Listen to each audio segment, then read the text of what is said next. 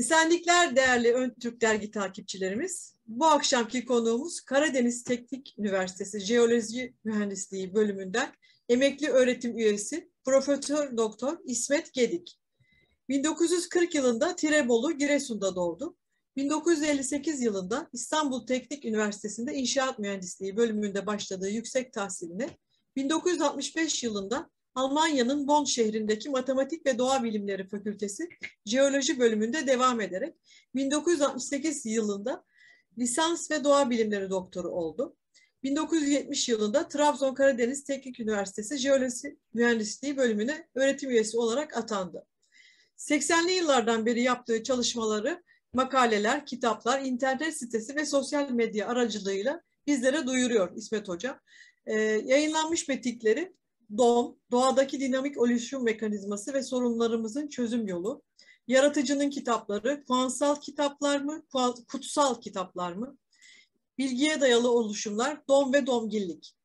Sayın Profesör Doktor İsmet Gedik, araştırmaları sonucunda Atlantis diye adlandırılan yerin aslında bir kayıp kıta değil, buzul devrindeki Basra-Hürmüz Ovası olduğunu ve oradan 12 bin yıl önce Anadolu'ya göç eden insanların Turani yani Türk soylu olduklarını, çünkü aglutine sondan eklemeli bir dil kullandıkları bilgisine ulaştı. Birazdan bize bununla ilgili bir sunum yapacak. Hoş geldiniz İsmet Gedik Hocam. Merhaba Ayşe Hanım. Şimdi sözü size bırakıyoruz. Uzun yılların emeği olan çalışmalarınızı bakalım bize nasıl özetleyeceksiniz bu kısa zaman içerisinde. Buyurun, sizi dinliyoruz. İnsanlığın doğduğu yer Doğu Afrika, uygarlığa ilk adımlarını attığı yer buzul devrinin Basra-Hürmüz Ovası'dır. İlk iki ayaklı insansı 500 cm3 beyinli kambur insan Australopithecus'tur. 5 milyon yıl önce oluşur ve 1 milyon yıl önce yok olur. Sonra 2,5 milyon yıl önce 650 cm3 beyinli ilk insan Homo habilis ortaya çıkar. 2 milyon yıl önce 900 cm3 beyinli Homo erectus oluşur ve Afrika'dan çıkıp Asya ve Avrupa'ya da yayılır. 300-400 bin yıl önceleri 1400 cm3 beyinli Homo sapiens oluşur ve o da Afrika'dan çıkıp Asya ve Avrupa'ya yayılır. Homo sapiens'in eski ve yeni varyeteleri vardır. Eski olan Homo sapiens neanderthalensis'tir. Yeni varyetesi ise Homo sapiens sapiens, HSS olarak yazdım. 70 bin yıl önceleri ortaya çıkmıştır. Görüldüğü üzere insan 2,5 milyon yıldan beri gelişip değişmektedir. Bunu kafatası büyümesinde görmekteyiz. Homo sapiens sapiens'in ortaya çıkış ve Avrasya'ya göç zamanı son buzul çağına denk gelir. Buzul çağında dünyamızın görüntüsü haritadaki gibidir. Gördüğünüz gibi Amerika ve Kuzey Avrasya'nın kuzeyinde muazzam 2,5 kilometre kalınlığında bir buzul örtüsü vardır. Buzullar denizlerdeki suyun buharlaşıp kar ve buz olarak karalarda depolanması sonucu oluştuğundan denizlerdeki su seviyesi karalardaki buzul miktarına denk gelecek derecede düşüktür. Bu da yaklaşık 130 metrelik bir deniz seviyesi alçalması demektir. Buzul devri süresince şekilde yeşil renkte görülen alanlar, işte şu anda özellikle de şurada dikkatinizi çekin. Basra Körfezi kara haline geçmiştir. Basra Körfezi'nden sular çekilmiş ve büyük bir ova haline dönüşmüştür. Hürmüz Boğazı'na yakın bir yerinde ise şurada görüldüğü gibi bir 20 metre derinliğinde bir göl kalmıştır. Afrika'dan göçen Homo sapiens sapiens için Avrasya'da yerleşilebilecek en uygun yer Basra-Hürmüz Ovası'dır. Çünkü mümbit bir ırmak vadisidir ve çok büyük bir ırmakla sulanmaktadır. Afrika'dan göçen Homo sapiens sapiens'in Avrasya'da ilk yerleştiği yerin Basra-Hürmüz olduğunun iki önemli delili vardır. Birinci delil arkeolojik delillerdir. Braytooth 1995 çalışması insanlığın gördüğünüz gibi 12 bin yıl önce Güneybatı Asya'da bir yerde toplumsallaşmaya başladığını gösterir. Ama buranın neresi olduğunu işte kimse bilemez. İkinci delil genetik haplogrup analizleri sonuçlarıdır. Afrika'da ortaya çıkan insanlar gördüğünüz gibi L grubunda, haplogrubundadır. Ve bu insanlar Basra Hürmüz Ovası'na geldiklerinde gördüğünüz gibi orada N ve M haplogrupları oluşur. Bu N ve haplogrubu oluşumu ondan sonra bütün dünyadaki insanların işte genetik şeysinde bu haplogrupların etkileri görülür. Yani özetle insanda genetik şeylere göre Afrika'da ortaya çıkmış ama Atlantis yani Basra Hürmüz Ovası'nda gelişmiştir. 70 bin yıl önceleri Doğu Afrika'da ortaya çıkan modern insanın ataları şekilde gösterilen güzergahlar boyunca dünyaya yayılmıştır. İşte Afrika'dan ortaya çıktı ve Basra Hürmüz Ovası'na geldi ve buradan bir kısmı işte Asya'ya gidiyor. Bu işte ilk Asya'ya göçen Türkler, Amerika'ya göç eden Türklerin işte artıkları ve diğeri de işte Endonezya'ya ve işte Doğu Asya'ya, Avustralya'ya göçen insanlık. Buzul devri süresince Basra Hürmüz Ovası'nda yaşayan kalabalık insanlık buzul devri sona erince yoğun olarak kuzey-batı yönünde göç etmişlerdir. Ve işte tekrar şuradan ikinci bir göç daha yaşanıyor. O yaklaşık 12 bin yıl önce yoğun olarak yani 12-13 bin yıl önce başlıyor. Asya bölgelerine de buradan tekrardan ikinci bir insan göçü başlıyor. Bu da Orta Asya Türklerini oluşturuyor. Dolayısıyla Asya'daki Türkler iki defa karışıyor. Şimdi buzul devrinde Basra Hürmüz Ovası'ndaki yaşama görelim. İşte şurası buzul devrinde Basra Hürmüz Ovası. Gördüğünüz gibi deniz yok. Tamamıyla bir ova haline geçmiş ve şurada bir göl kalmış ve deniz gördüğünüz gibi Hürmüz Boğazı'nın açığında kapanıyor. Gölde birçok ada vardır. Çünkü Basra Hürmüz Ovası'nın temelinde anhidrit katmanları vardır.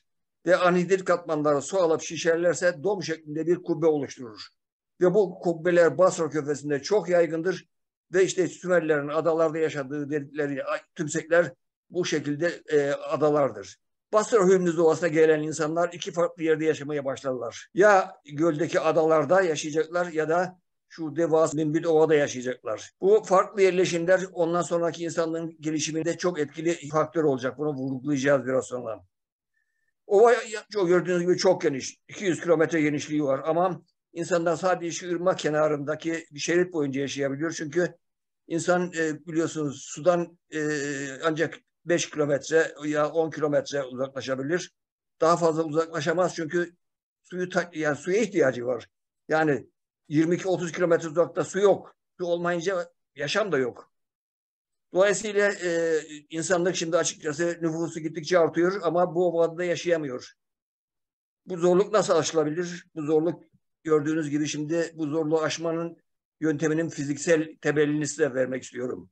Sinerjetik adlı bilim dalının kurucusu Hermann Haken bir meşhur fizikçidir. Information and Self-Organization olarak adlandırdığı dinamik sistemler fiziğinin temelini lazer teknolojisine ilham alarak atmıştır. Lazer teknolojisi atomların ve moleküllerin sıkışık duruma sokulduklarında kendi aralarında birbirleriyle etkileşerek, haberleşerek zor durumdan çıkış yolu bulmalarına dayanır. Bir tüp içine işte şöyle bir tüp içine belli moleküller hapsedilir. Tüpün uçları bir yerde tam yansıtıcı, diğer uçta yer yansıtıcı aynayla kapatılır. Sonra bu uyarıcı ışık gönderilir atomların etkilendiği ve bu uyarıcı ışık atomlara gelince atomlar bunu alır ve ondan sonra tekrar çevreye yer. Bu fiziğin bir kuralı. Dolayısıyla şimdi görüyorsunuz şeyin içinde hem dışarıdan gelen bir ışık var hem de atomların kendilerinin yaydığı ışık var. Dolayısıyla tüpün içi cehenneme dönüşür. Yani atomlar çok sıkışık bir zor durumda kalmışlardır. Bu zor durumdan kurtulmanın tek bir yolu vardır. Her molekülün atomları görüyorsunuz aynı yönde, aynı fazda, aynı frekansta salınım yapıp çevrelerine ışık yayarlarsa bunlar gördüğünüz gibi üst üste çakışır ve sonuç öyle çok büyük bir amplitüd ortaya çıkar. Ve bu o kadar çok enerjiktir ki yarım yansıtıcı aynayı delip dışarı çıkar. İşte atomlar da o zaman ne oluyor? Rahatlıyor çünkü içerideki enerji dışarıya boşalmış oluyor. Sıkışık durumdaki insanlar da sinerjetik, birlikte işlem yapma kuralını uygularlar. Ve ellerindeki çakmak taşını yaptıkları balta çekiçlerle yumuşak ırmak çökellerinde kanallar açarak ırmak suyunu ovanın her tarafına gördüğünüz gibi şöyle kanallar döşeyerek ovanın her tarafını yaşanılır yaparlar. Çok önemli bir şey. Bu durum Basra Hürmüz Ovası koşullarının orada yaşayan insanlara sağladığı en güzel olanaktır. Dünyanın başka yerlerinde bu kadar geniş ve içinden büyük ırmaklar akan düz bir ova yoktur. İnsanlar kanallar açarak 800 kilometre uzunluğunda, 200 kilometre genişliğindeki bu ovanın her tarafını yaşanılır yapabilmişlerdir. İmece usulü, dikkat edin. O zamana kadar birbirlerini rakip olarak gören insanların zor durumdan kurtulmak için karşılıklı hizmet alışverişine girmeleri aralarında bir güven bağı oluşturur. İnsanlar artık birbirlerini rakip olarak görmezler. Tersine daha rahat bir hayat sistemine kavuşmak için ortak kabul eder. Bu görüş şunları sağlar. Geceleri korku ve iç içinde değil, güvenli ortamda bulunmanın rahatlığı içinde, huzurlu içinde uyuyacak. Güç ve kuvvetlerini birleştirip bireysel olarak yapılamayacak işleri başarabilecekler. Karşılıklı iş bölümüne giderek farklı alanlarda uzmanlaşıp üretimi ve hizmeti artırabilirler. İşte bu karşılıklı iş bölümü, bu toplumsallaşmanın şeyidir. Bir toplumda bütün insanlar aynı işi yapsa herkes, o zaman toplum olmaz. Yani Basra Hürmüz Ovası düzlüklerinde yaşayan insanlar 30-40 bin yıl önceleri uygarlığın temeli olan karşılıklı işbirliğine girerek sorunlarını çözmeyi keşfetmiş olmalılar. Oysa ki dünyanın diğer bölgelerinde yaşayan insanlar bu özelliği 10 bin yıl önceleri ancak edinmişlerdir. Şimdi adalardaki yaşama geçelim. Adalardaki yaşayanlar Sümerlerdir. Sümerler yazılar, geçmişleri hakkında bilgi veren ilk kavimdir. Ve bu belgelerinde denizden iki ırmak ülkesine geldiğini yazıyorlar. Sümerlerin Türkçe gibi algıne bir dil olması, hatta birçok ortak sözcüklere sahip olmalarına dayanılarak Sümerlerin Orta Asya'daki kuruyan İç Deniz'den Basra'ya geldikleri iddia edilmiştir. Çünkü o zamanlar Türklerin ana vatanının Orta Asya olduğu iddia edilmekteydi. Ama insafınıza sığınırım. Orta Asya'dan insanlar uçarak mı Basra Körfezi'ne gelecekler? Yani biraz mantık. Şimdi gelelim Sümerlerin neden Basra Körfezi'nde ya da Basra Hürmüz Ovası'nda yaşadıklarını size ispatına. Sümerlerin Krallar Listesi diye, işte şu Krallar Listesi tableti, geçmişlerini iki döneme ayırmışlardır. Tufandan önce ve tufandan sonra.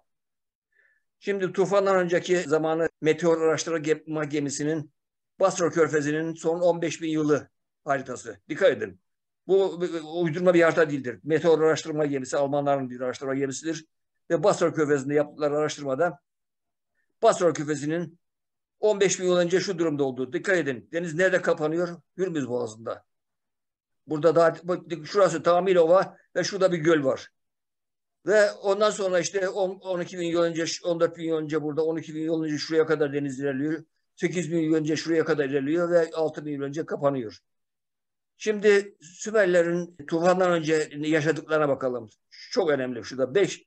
Ben şu tabletteki ilk 5 hükmü tufandan önceki şeyi size okumak istiyorum. Krallık gökten indikten sonra krallık Eriduk'taydı. Sonra Eriduk düştü ve kral gemisi Bat Tibira'ya götürüldü. Yani krallık şurada bir yerdeydi. Sonra deniz geldi ve krallık düştü Bat Tibira'ya. Bat Tibira şimdi şuradaki bir başka ada. Bat Tibira'da 3 kral 108 bin yıl hüküm sürdü. Sonra Bat Tibira düştü. Dikkat edin, düştü şeyinin arkasında tercümeci bunun düştü anlamına değil de Sümerce başka bir anlama gelen. Yani battı anlamında olduğunu şey yapıyor, ima ediyor. Onun için ben de size dikkatinizi oraya çekmek istedim. Bu orijinal şeydir, tercümedir. Krallık Larak'a götürüldü. İşte sonra Larak'ta şu oldu, krallık şuraya götürüldü. İşte bir kuzeye vesaire. En son krallık işte şurada Şurupak'a götürülüyor. Şurupak'a Uburu Tutu kral oldu. Ve toplam 5 şehirde 8 kral, sonra sel silip süpürdü. Yani en son bir tufan geldi ve her şey battı. Bunları okurken Basra Körfezi'nin nasıl denizle kaplandığını görün şurada. Çok önemli. Sel öncesi evrede 5 farklı şehirde yaşadıkları, zamanla şehirlerin düştüğü ve krallık gemisinin başka bir yere taşındığı belirtiliyor. Büyük bir selin sonunda şehrin tamamen yok olduğu ve selden sonra Basra çevresinde yeni krallıklarla hayatın devam ettiği yazılıyor.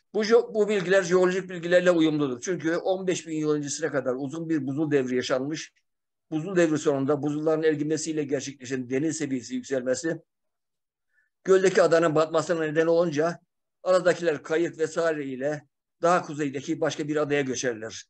Yaşam böylece 5 ayrı kentte taşınma şeklinde devam eder.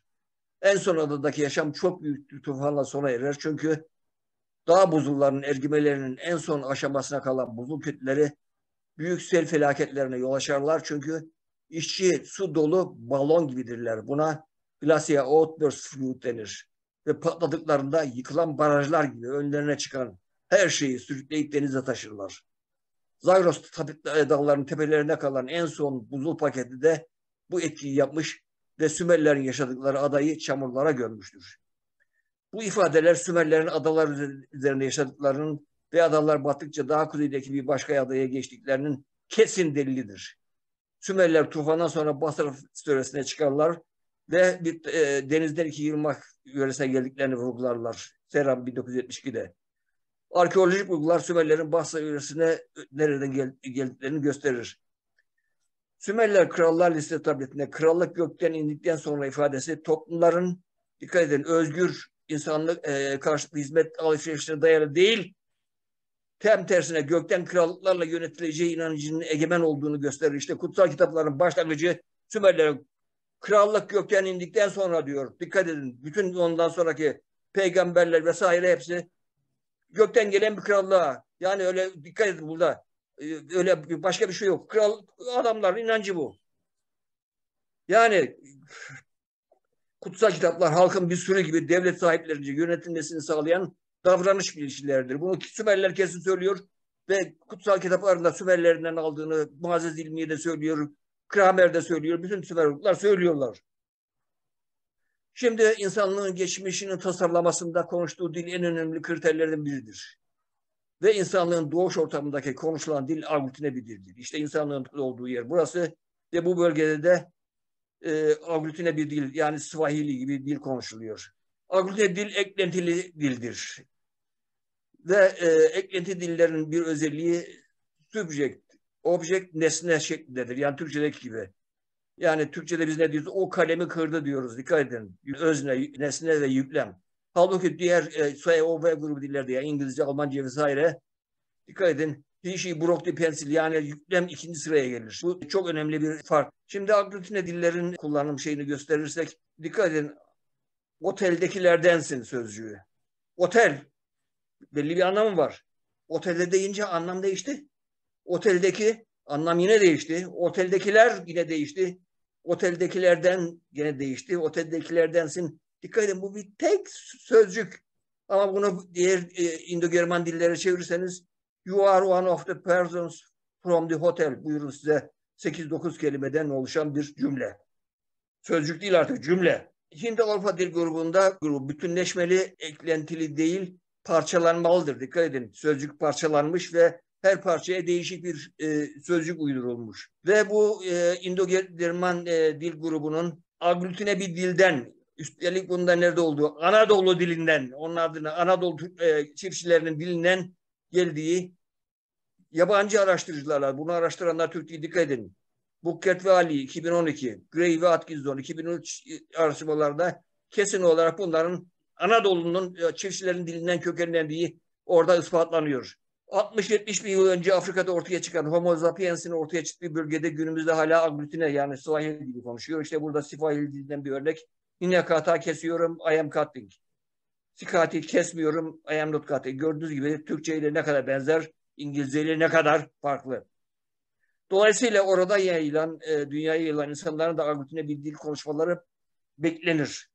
Bu öngörü Atkinson 2011 tarafından, dikkat edin, dünyadaki bütün diller 504 dünya dilinin fonetik karmaşıklık açısından analizi sonucu doğrulanır. Atkinson'un bu araştırmasında en eski dillerin Orta ve Güney Afrika'da olduğunu ve diğer dillerin Afrika'dan dünyaya yayılan Homo sapiens'in göç yollarının yakından takip ettiğini saptamıştır. Nitekim Asya üzerinden Amerika'ya geçen insanların da aglutine dilli oldukları görülmüştür. Amerika yerlilerinin dillerinin hepsi aglutine, aynı Türkçe gibi. Buzul devrinde Basra Hürmüz Ovası'nda yaşayan insanlar 14 bin ila 7 bin yıllar arasında körfezin dolması nedeniyle sürekli göçe maruz kalmışlardır. Buzul devrinin sona ermesi Basra Hürmüz Ovası'nı yaşanılmaz yaparken Anadolu, İran platosu gibi önceleri yaşanılmaz olan yerlere de yaşanılır ortama dönüştürür. Çünkü kar ve buz örtüsü kalkan Karahantepe, Göbeklitepe gibi bölgelere insanlar göçüp yerleşirler. Ova'nın doğu bölgesinde kalanlar, işte şu kesimdekiler, onlar daha çok Asya'ya, İran üzerinden Asya'ya geçerler.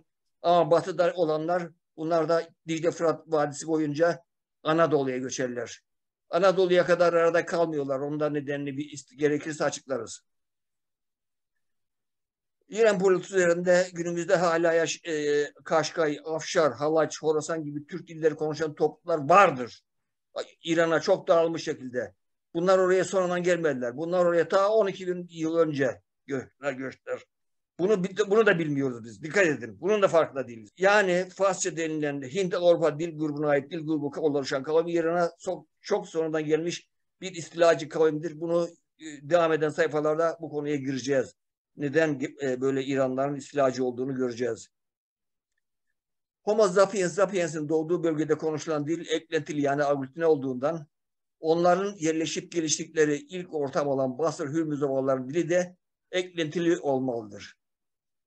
Bu görüşü destekleyen veriler ise bu ovadan göçerek çevre bölgelere yerleşmiş toplumların Sümerler, Türkler, Azariler vesaire dillerinin eklentili olmasıdır. Nitekim daha doğuda konuşulan dil Sanskritçe'de eklentilidir. Hatta Amerikalıların dili de eklentilidir. Anadolu ve Avrupa'ya göçen insanların konuştukları diller de kesinlikle eklentili olmalıdır diyoruz. Ve bunun da şimdi ispatını yapacağız size. Yani insanlığın konuştuğu ilk dil kesinlikle eklentilidir. Ve eklentili dillerin de en önemli temsilcisi açıkçası Türkçedir. Günümüzde yaygın olarak konuşulan ikinci dil grubu olan Avrupa dilleri ise 5-6 bin yıl önceleri Ukrayna, Kazakistan arası Bozkır ortamında oluşturmuş yeni bir dil grubudur. Bu nedenle buna artık Hint-Avrupa dilleri denemez çünkü Sanskritçe eklentili. Avrupalılar açıkçası kendi dillerinin eski olduğunu yapmak için Sanskritçe ile akraba olduğunu yaparlar. Ama hiç akrabalığı yok. Hiç. Uygar yaşamın geliştirildiği yerin Anadolu olduğunu gösteren delilleri görelim. Birinci delil. İrlanda, İngiltere, İtalya gibi Avrupa ülkelerinde yaşayan insanlarda yapılan genetik araştırmalar oradaki insanların Anadolu çiftçilerinden yaklaşık 8-10 bin yıl önceleri ayrılarak oralara göç etmiş olduklarını göstermektedir. Anadolu çiftçileri ise Göbeklitepe, Çatalhöyük gibi Basra Hürmüz Ovası kökenli insanlardır. Şimdi ve diğerleri 2019'da arkeolojik ve genetik DNA analizleri sonucuna göre ilk çiftçilik yaşamının 9-10 bin yıl önceleri Anadolu'da başladığının saptandığını belirtmektedir. 79 yazarlı Sahakyan ve diğerleri 2017 araştırmalarında kültürel gelişimin Yakın Doğu, Anadolu Bereketli Hilal bölgesinde başlatıldığı, bu kültürün yaklaşık 11.500 yıl önce Güney Asya'ya doğru yayıldığı, daha sonra 7-8 bin yıl önceleri Akdeniz bölgesi ve Avrupa'ya doğru yayına. Avrupa çok görüyorsunuz çok daha sonradan uygarlığa kavuşuyor. Ukrayna, Kazakistan bölgesinde gelişen Hint-Avrupa dilli kültürün çok daha sonra ulaştığı yani 5000 yıl önceleri. Diğer bir araştırma 117 kişilik Narasimhan ve diğerleri yine arkeolojik analiz sonuçlarına göre Orta Asya steplerinde yani Ukrayna, Kazakistan arası Bozkır'ında 5300 yıl önceleri Yamnaya göçebeleri denilen bir göçebe çiftçiliğe dayalı bir kültür geliştiğini göstermektedir. Bu Yamnaya kültürü ondan sonra oradan Avrupa ve Asya bölgelerine yayılarak günümüzdeki işte Avrupalıların soylarını orada oluşturmuştur. Dikkat edin. Bütün Avrupalılar daha önce oraya göçen Atlantis ülkelerini istila eden kavimlerdir. Yok istilacılıkları hala günümüzde de devam ediyor biliyorsunuz. İngilizler, Fransızlar vesaire Afrika'yı, Avrupa'yı her yeri istila etmişlerdir. Sömürgecilik onların genlerinde var anlaşılan. Görüldüğü üzere tüm araştırmalar insanlığın uygar davranışa geçmesinin bereketli hilal denilen bölgelerde 10-12 bin yıl önceleri başlatıldığını göstermektedir. 12 bin yıldan önceleri bu bölge buzul devri koşulları nedeniyle yaşama uygun olmadığına göre uygarlığı başlatan insanlar Göbeklitepeler, Çatalhöyükler buraya buzul devrinde yaşama uygun olan en yakın ortamdan gelmiş olmalılar. En yakın ortam ise Basra Hürmüz Ovası'dır. Daha önceden Anadolu'da sadece Neandertaler insanları mağaralarda yaşıyor. Yok başka. Yani biz bu Anadolu'nun açıkçası resmen en eski kavmiyiz. Anadolu ve Avrupa'nın yerleşime açılmaları Arkeolojik bulgular ilk toplumsallaşma noktalarının 12 bin yıl önce Göbeklitepe, Karahantepe gibi Güneydoğu Anadolu yerlerinde olduğunu göstermiştir. Bu noktalarda toplumsal yaşamı başlayan insanlar henüz tarım ve hayvancılığı keşfetmemişlerdi ama yaşam ortaklığı kavramına ulaşmışlardı. Nasıl? Atlantis Ovası'nın her tarafına su kanalları döşeyerek, çok önemli bir şey. Ve bu yeteneği de Basra-Hürmüz Ovası üzerinde ulaşmışlardı. Çünkü devasa ovanın her tarafında yaşayabilmek için çevresindeki insanları rakip olarak değil, ovanın her tarafına su kanalları yapılmasını gerçekleştirecek ortaklar olarak görme ve kabullenme bilgisine ulaşmışlar ve uygar davranış böyle başlamıştır. İlk başladığı yerde Basra Hürmüz Ovası'dır. Dünyada ilk toplumsallaşma haritada gösterildiği gibi işte Basra Hürmüz Gövresi'ne gelen şeyli Basra Bereketliler, işte Bereketliler denilen şey şuradaki şu kırmızı şeyle gösterilen yer. Burası 10-12 bin yıl önce. Ondan sonra Anadolu, Batı ve Kuzey Anadolu geliyor. Burası 9 bin yıl öncesine kadar. Dikkat edin. 12'den 10'a burası 9 bin yıla kadar gecikiyor ya. Ne kadar gecikmeli gidiyor. Bize verilen tarih kitaplarında buralarda işte Truva, Karya, Hattı, Luvya, Kapadokya, Pamfilya gibi bir sürü kavim sanılır. Bunların hepsi açıkçası Türkçe konuşan, Türkmen ve Yörüklerdir. Başka kimse değil. Eskiden Avrasya, Asya ve Avrupa bitişiktir. Yani İstanbul Boğazı'nda açıkçası 7500 yıl önce, bunu ben jeolog olarak biliyorum size söyleyeyim. İstanbul Boğazı 9000 yıl önce yok. Üsküdar'dan Sirkeci'ye yaya geçiyorsunuz. Dolayısıyla ana Trakya'ya geçmişlerdi insanlar ve Trakya'dan sonra da Tuna Nehri boyunca giderek işte şurada dikkat edin 8000 yıl önce Vinça kültürü. Vinça kültürler de Türkçe dillidirler. Nitekim dikkat edin şu Vinça kültürünün bir kesimi şurada Bulgarlar. Bulgarlar sonradan Slav kültürüne geçmiştir. Bulgarların eski dilleri Türkçedir.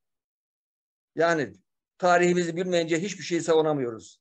Bazı kavimler deniz yoluyla Akdeniz'den işte Kıbrıs, Girit üzerinden Ege denizlerine giderler.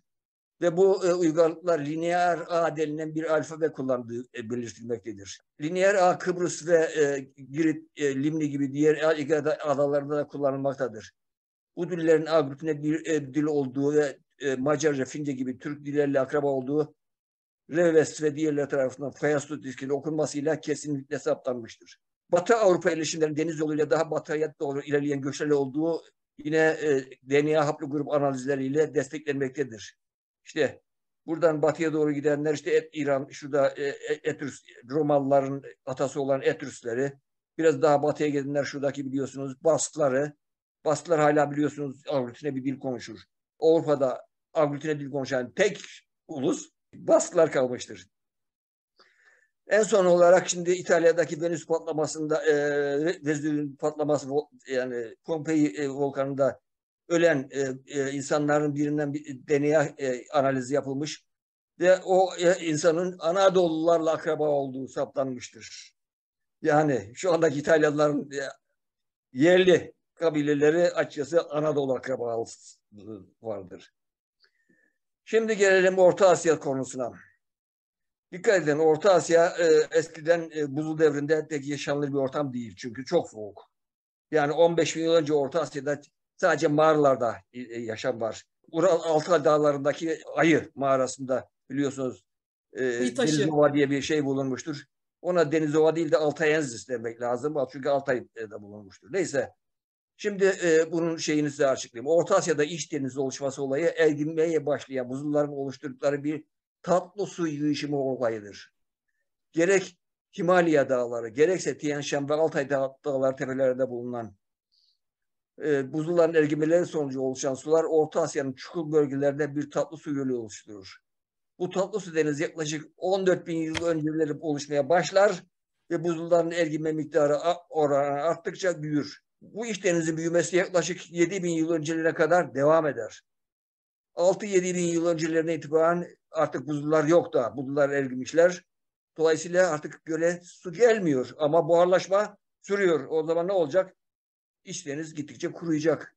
İşte bu denizin kuruması açıkçası 5 bin 6 bin yıl önceleri çekilmez duruma gelince ilk önce Finler ve Estonyalılar. Estonyalıların dili de Agutine'dir. Onu da belirteyim. Onlar 4-5 bin yıl önce kuzeybatıya giderler. Hunlar 2000 yıl önceleri batıya, işte Selçuklular, Osmanlılar 1500 yıl önceleri güneybatıya göçerler. Geriye kalanlar da işte Uygur Türkleri vesaire gibi Orta Asya'daki şu andaki Türkçe dilli kavimler oluştururlar. Olayların gelişmesi böyleyken bilgisizlik nedeniyle yıllardır Türklerin ana vatanının Orta Asya olduğu bilgisi öğretilmektedir. Bu yanlışlığın devamı olarak da Türkçe ile Sümerce'nin yakın akraba olmaları nedeniyle Sümerlerin Orta Asya'dan Basra yöresine gelmiş olabilecekleri öyle sürülmektedir. Anadolu iki farklı zamanda yerleşen Türkler içerir. İlki 12.000 ila 7.000 yıllar arasında Basra Hurmuz Ovası'nı terk etmek zorunda kalan Türklerdir. İşte bunlar Yörükler ve Türkmenler, işte Luviler vesaire, Hattiler vesaire. Kapadokyalılar, bilmem Truvalılar, bunların hepsi Yörük veya Türkmen. Sonra gelenler ise Orta Asya'daki iç denizin kuruması nedeniyle tekrar göç ederek Anadolu'ya gelenlerdir. Bunlar da Selçuklular ve Osmanlılar. Şimdi dikkat edin, Sümerler ne diyordu? Krallık gökten indikten sonra, kral demiyor, krallık yani bir kavram gökten iniyor ve bu şekilde asil soylu, kutsal soylu insanlar toplumları yönetme hakkına sahip deniyor. Halbuki Anadolu'da dikkat edin, Anadolu'da 12.000 yıldan 4.000 yıla kadar krallık yok. Şeyh yok, şef yok. İnsanların hepsi eşit. Sadece hizmet alışverişine göre meslek. İşte bakırcısı, taşçısı, bilmem değirmencisi, bilmem tukuşçusu vesaire karşılıklı hizmet alışverişine dayalı höyük tipinde bir yaşam sürüyorlar. Ama kutsallık kavramının oluşmasıyla şu özellikle bu kutsallık kavramı tabii burada Sümerlerden şeye de gidiyor tabii. Ukrayna bozkırlarına ve oradaki insanlar bir başka avantaja daha sahipler. Atın ana vatanı burasıdır, şurası. Kazakistan'dır. Ve Kazakistan'da at 5500 yıl önce evcilleştiriliyor. Evcilleştirilince bir de o zamanlar tam Tunç devrine denk geliyor. Tunç denilen bir çok sert bir maden de bulunmuş. Ve bu şekilde bundan da çok sert kılıçlar, kalkanlar vesaire yapılabiliyor. Şimdi bu ikisi birleştiğinde muazzam bir yağmacılık şeysi ortaya çıkıyor. İnsanlar da tepeden yönetilen birine alışmışlar ya, krallar, kutsal krallar, tamam. Kutsal krallar her şeyin sahibi, halk ürettiğini onlara veriyor. Onlar da para babası. Buyurun şimdi size yağmacılık. At hem sütü hem eti besin maddesi. Üstelik at arabasıyla her şeyi de çekiyor, çadırı vesaireyi. İnsanlar artık bütün dünyayı sömürge etmeye başlıyor. Bu Yamnaya göçebelerinin sömürgeciliği böyle başlar. Ve dikkat edin, Tolenze Savaşı'yla 3500 yıl önce Almanya'daki kavimleri yok ederler. Sonra Vinça kültürü biliyorsunuz oluşmuştur 8.000 yıl önce Tuna Nehri boyunca. Vinça kültürünü yok ederler. Sonra işte Yunanlar kuzeyden, Hititler Anadolu'ya, Persler Doğu Anadolu'ya saldırır. Şimdi biz bunların kısaca görelim. Anadolu'nun ilk sakinleri olan Göbekli Tepeli, Çatayürklü, Çayönlülerin torunları olan Truvalılar, Lüviler, Hattiler gibi Arnavutlu dil konuşan toplumlar tarım, hayvancılık ve diğer sanatsal işlevlerle yaşarken milattan önce 1700'lerde kuzeyden gelen İndo-German dilli Hititler adlı savaşçı bir toplumun istilasına uğrar.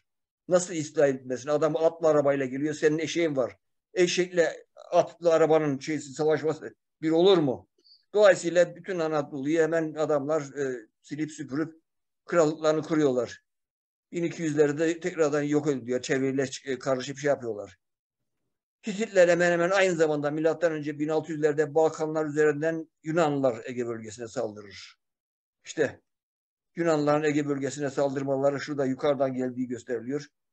Ve bunlar gördüğünüz gibi Yunanlılar 3600 yıl önceleri kuzeyden gelerek Balkanlar ve Pelask adı verilen yerleşik toplum ülkesini, Pelaslar şuradaki Aglutine dilli yani Türkçe gibi bir dilli toplumun ülkesini istila ediyorlar. Bu toplumların dilinin Aglutine olduğunu işte şu Reves ispat etmiştir. Sonra işte dikkat edin bütün ticarete uygun yerlere işte Efes, Bodrum, Truva, İstanbul falan fethediliyor. Daha sonra batıya doğru gidiliyor. İşte Etrüskler fethediliyor. İtalya'nın güneyi ve Sardunya şey yapılıyor. Dolayısıyla işte Alanya Savaşı ile Etrüskler şey yapıp İtalya, Sicilya ve Korsika'yı ele geçiriyorlar. Şimdi doğudaki istilayı görelim. İran platosunun ilk sakinleri Azeriler, işte Afşarlar, Kaşgarlar gibi Arnavut dilli kavimlerdir. Günümüz İran devletinin dili ise Farsçadır. İndo-German dil grubundadır. Ve yaklaşık 3-4 bin yıl önce kuzeyden İran plotosuna gelmişlerdir. Britannica Ansiklopedisinden dikkat edin.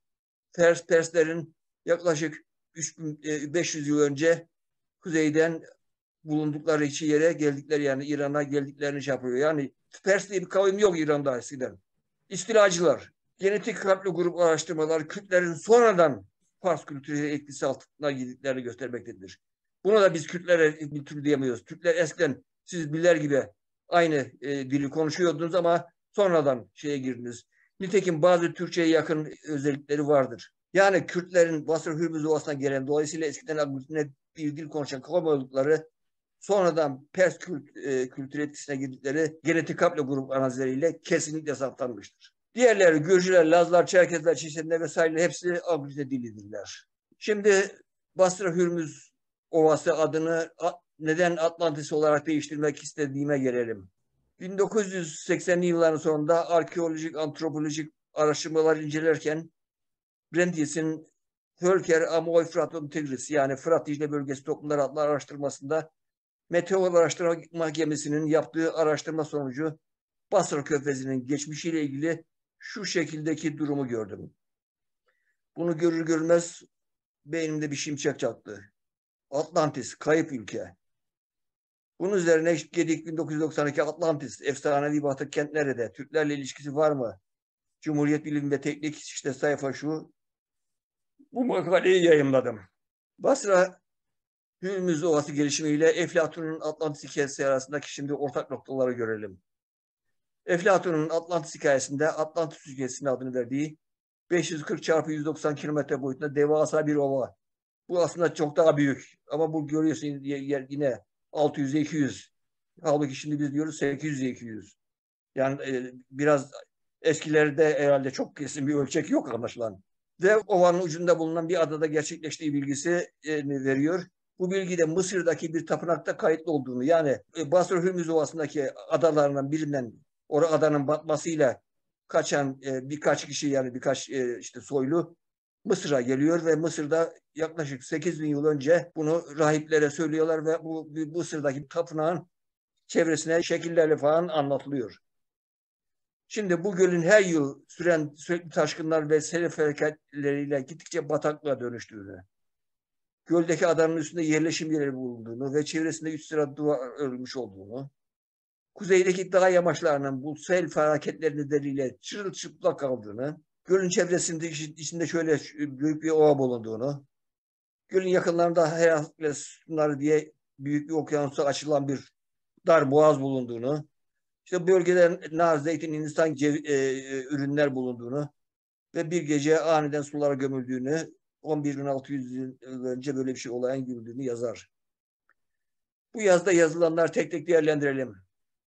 Sürekli taşkınlar ve gölün çamurlarla dolması ve dağ yamaçlarının çırılçıplak kalması çok tipik bir dağ buzulu ergimesi sonucu gerçekleşen ve jeolojide soliflüksiyon olarak bilinen bir olaydır. Böyle bir olay yaşanılmadan uydurulamaz. Mutlaka yaşanmış olmalıdır ki insanların hafızalarında uzun yıllar yaşanılan sıkıntılı bir dönemin anısı olarak derin bir iz bıraksın ve nesillerce hatırlanıp aktarılsın. Üstelik verilen tarih jeolojik verilere tamamen uyumludur ve o tarihlerde böyle taşkınlar olması çok normal bir durumdur. Ovanın su kanallarıyla döşenmesi yaşam ortamlarını genişletmek zorunda kalan insanların yapmak zorunda kaldıkları bir işlemdir. Ada veya adaların suya gömülmesi buzul devri sona ermesinin bir sonucudur. Ve jeolojik gelişimlerin bir sonucu olarak kesinlikle gerçekleşmiştir. Bunlar yaşanılmadan uydurulamaz ve jeolojik verilerle tamamen uyumludur. O tarihlerde böyle bir taşkın olması çok olasıdır. İnsanlık yaşadıkları unutulmaz olayları çeşitli hikayeler olarak nesilden nesillere aktararak miras bırakmışlardır. Böylesine binlerce yıl süren doğal felaketler zinciri insanlığın nesilden nesile aktarılması doğal değil midir? Eflatun'un böylesine yaşanmış bir bilgiyi aktarması uydurma olabilir mi? Böyle bir şey nasıl uydurulabilir? Mısır'daki tapınaktaki bilgiler Atlantis ülkesinden kurtulanlar tarafından aktarılmış bilgiler olmalıdır. Tüm bu gerçekler karşısında hala Gedik 92 yayını dikkate alınmak hangi sağlam mantığa yakışır? Eflatun'un Atlantis kuramına kafası takılmış olanlara bir soru. Varsayalım ki Eflatun veya başka biri toplumsallaşmanın başlatıldığı yer hakkında hiçbir şey yazmamış. Ve Gedik diye biri de 1992'de jeolojik, arkeolojik verilere dayanarak insanlığın toplumsal yaşama ilk adımını attığı yerin buzul devrinde kara haline geçmiş olan Basra Hürmüz arasındaki Atlantis adını verdiği bir ovada ve ovanın ucunda bulunan bir göldeki adalarda ortaya çıkmış olduğunu yazdı. Daha sonralarda bu görüşünü genetik haplogrup analizleri desteklediğini, tüm dünyaya uygarlığın bu merkezden yayıldığının ortaya çıktığını öne sürdü. Hangi gerekçeyle Gedik 92 yayına itiraz edecektiniz? Deliliniz ne olacaktı? Son. Çok teşekkürler İsmet Hocam. Ben ikna oldum. Artık gerisini genç bilim adamlarımıza bırakıyoruz. Sizin evet, yani açtığınız bu yoldan inşallah ilerlerler ve gerçekleri ortaya çıkarırlar. Umarım yani. Bakın ben 1992'den beri bu işin yaymaya çalışıyorum. Bu işi bilen bazı arkeologlar da var. Eberhard Zanger diye birini duydunuz mu? Anadolu'da çok çalışmıştır. Evet. Hala Luwian Studies diye bir şeyin de şeysidir, sahibidir. Ve ona ben 1995'te mi ne bu benim 92 makalesini gönderdim. Çünkü o 1990'lı yılların birinde Atlantis'in Truva'da olduğuna dair bir makale yazmıştı. Ben de ona demiştim ki arkadaş dikkat et. Truva Atlantis olamaz, Atlantis şurada demiştim. Bunu bilenler de var ama kasıtlı olarak dikkat edin. Maalesef gözden görmemezlikten geliniyor. İnsanlar nedense bu işi bir Türk'ün hele Trabzon gibi bir offside konumlu bir üniversitedeki bir profesörün bunu bulmuş olmasını kendilerine yediremiyorlar. Maalesef durum bu. Verdiğiniz değerli bilgiler için Ön Türk Akademisi dergisi takipçileri adına size çok teşekkür ediyoruz. İyi akşamlar. İyi akşamlar.